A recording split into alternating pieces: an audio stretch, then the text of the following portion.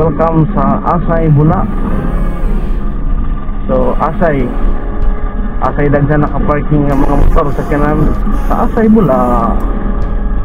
So bitaw mga kamotoride. So kining nga dalan is ano yan rin, nahimo ng garahianan mga kamotoride.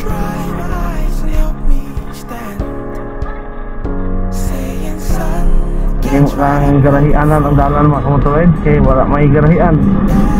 So sayang ang space sa dalan mga kamotoride, no?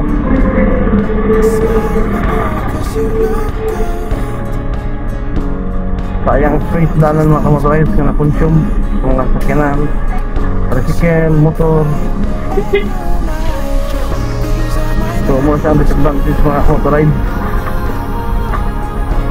May mga bata, may mga tao, may kuyaw kay managan mga bata, di nakabantay, mapaligid ka diri.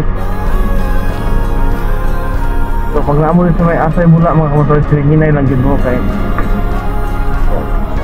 di mo magpatara diri mga kamotoride, kay mga bata mo panagan.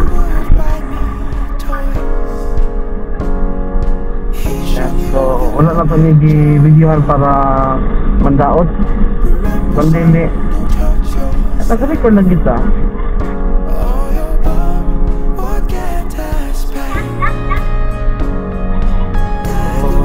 Hindi na ito intention mandaot sa sa kalugar.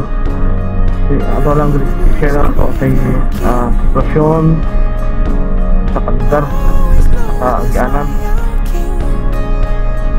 para at least ma-aware ang uban ng mga motorista na wala pa nakaagi diri experience nga nga dalan diri sa mga Asay. Okay, sa muna ito mga kamotorista, may hapon din.